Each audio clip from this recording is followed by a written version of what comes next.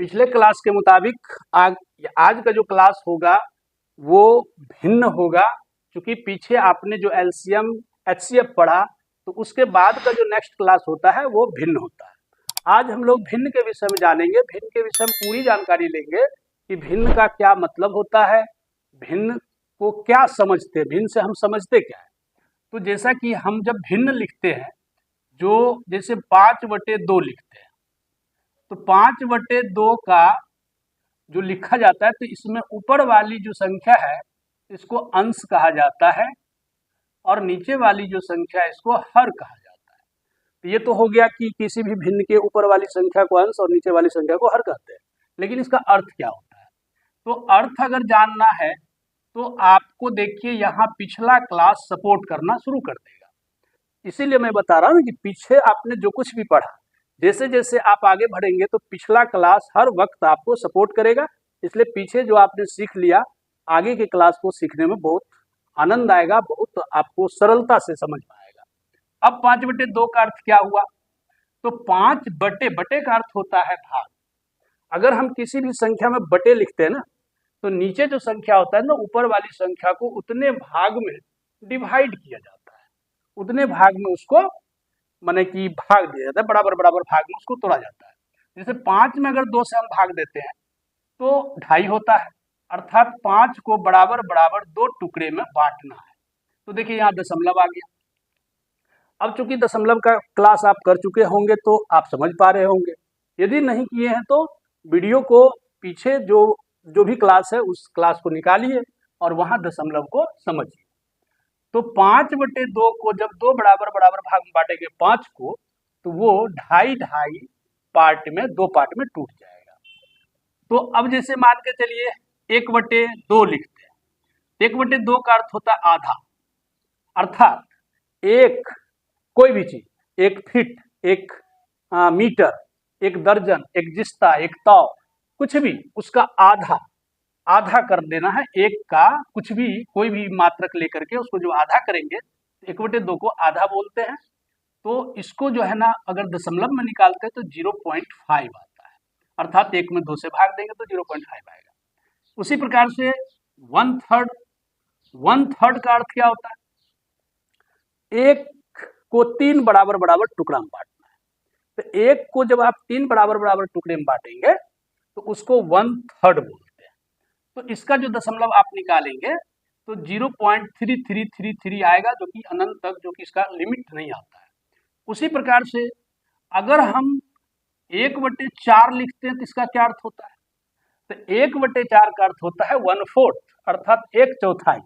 1/4 एक कोई भी चीज, एक जिस्ता, एक दर्जन, एक माने फिट, किसी भी चीज को 4 बराबर बराबर टुकड़े में बांटने की क्रिया को 1/4 बोलते हैं, 1/4 बोलते हैं। अर्थात एक फिट को अगर 4 टुकड़े में बांटते हैं तो उसका जो एक पार्ट जो होगा 0.25 फिट कहलाएगा। अर्थात ये जो एक है ना, 4 टुकड़े में बराबर बराबर टुकड़े में बट गया। उसी प्रकार से 3/4 क्या होता है? तो 3/4 क्या, 3 कोई भी चीज, 3 फीट, 3 इंच, 3 दर्जन, कोई भी चीज, उसको 4 बराबर बराबर टुकड़े में बांटते हैं। तो जब इसको दशमलव में हम चेंज करते हैं तो 0.75 आता है। अर्थात इस तरह से आपको दशमलव जो है अगला क्लास को समझने में हेल्प करेगा। तो हो गया। तो ये आपका मतलब भिन्न का अर्थ हुआ कि भिन्न जब लिखते हैं तो उसका क्या अर्थ होता है। क्योंकि भिन्न आप पढ़ेंगे लेकिन उसके अर्थ को अगर आप समझ नहीं पाएंगे तो पढ़ने से फायदा क्या है? पढ़ाई इसलिए होती है कि हमारे जीवन में उस तरह का जो भी चीज आता है तो उसको हम बखूबी समझ सकते हैं, तो इसीलिए हम लोग पढ़ाई करते हैं। इसलिए आप भिन्न का ये अर्थ समझे। अब चलते हैं कि भिन्न क्या एक ही प्रकार का होता है या भिन्न अलग अलग प्रकार का होता है? तो भिन्न मूलतः 3 प्रकार का होता है। आपको याद रखना है, इसको उतार लीजिएगा। भिन्न जो होता है ना 3 प्रकार का होता है, और वो 3 प्रकार कौन कौन से हैं? भिन्न 3 प्रकार के होते हैं। तो ये जो है, पहला है आपको समभिन्न। समभिन्न का अर्थ है जिसका अंश छोटा हो, हर बड़ा हो उसको हम सम भिन्न कहते हैं, है ना। कोई भी संख्या ले सकते हैं लेकिन अंश छोटा होना चाहिए, हर बड़ा होना चाहिए। दूसरा है विषम भिन्न। तो विषम भिन्न क्या है? तो विषम भिन्न है जिसका कि अंश बड़ा हो और हर छोटा हो। कोई भी संख्या हो सकता है, ध्यान सिर्फ ये रखना है कि ऊपर वाली संख्या बड़ी होनी चाहिए और नीचे वाली संख्या छोटी होनी चाहिए। तो ऐसे भिन्न को हम लोग कहेंगे विषम भिन्न। तीसरा है संयुक्त भिन्न। तो संयुक्त भिन्न क्या है? तो संयुक्त भिन्न है जिसमें पूर्णांक लगा होता है। पूर्णांक माने पूरा अंक, जैसे कि 3 के साथ 1/2, अर्थात 3 पूरा अंक हो गया, 1/2 भिन्न में हो गया, तो इसको हम पूर्णांक बोलते हैं। तो 3 पूर्णांक 1/2 इसको पढ़ते हैं, तो ऐसे भिन्न को संयुक्त भिन्न कहते हैं। 4 पूर्णांक 5/8 ये आपका संयुक्त भिन्न हुआ। उसी प्रकार से 7 पूर्णांक 11/15 कुछ भी हो सकता है, सिर्फ ध्यान रखना, इससे सीख लेना है कि इस प्रकार से हम कोई भी भिन्न लिख सकते हैं। अर्थात ये नहीं कि बोर्ड पर जो लिखा हुआ इतना ही होगा, ऐसा कोई भी होगा। तो जिसमें पूर्णांक जुड़ा होता है उसको हम संयुक्त भिन्न कहते हैं। तो आपने देखा भिन्न के रूप, भिन्न कई प्रकार के होते हैं।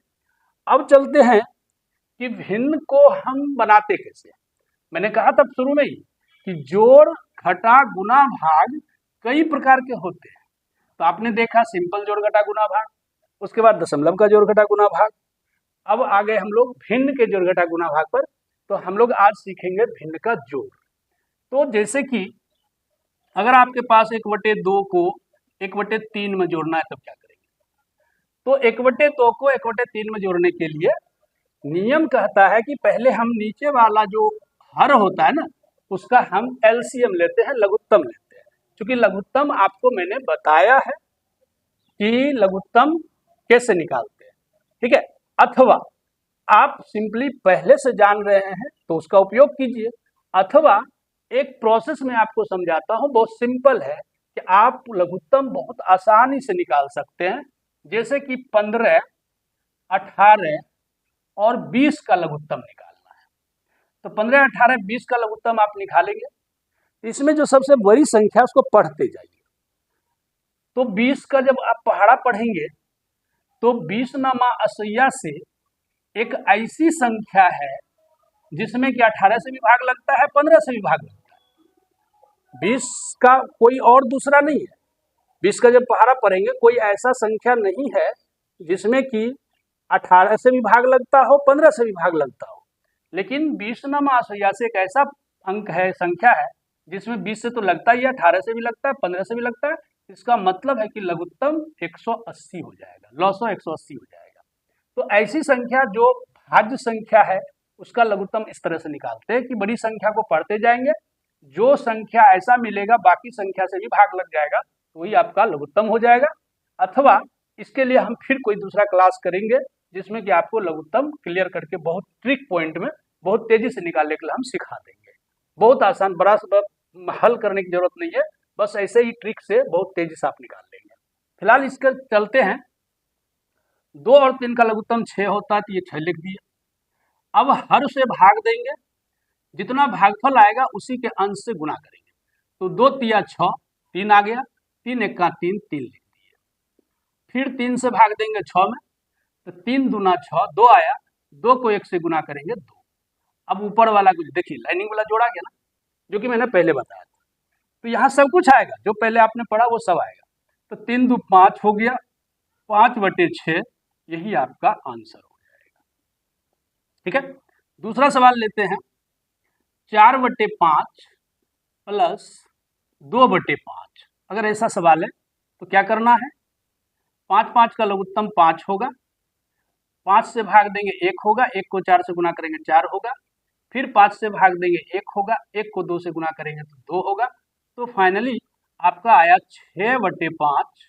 इसको हम लोग संयुक्त भिन्न में बदल देते हैं। जब भी विषम भिन्न आता है तो उसको संयुक्त भिन्न में बदलना पड़ता है।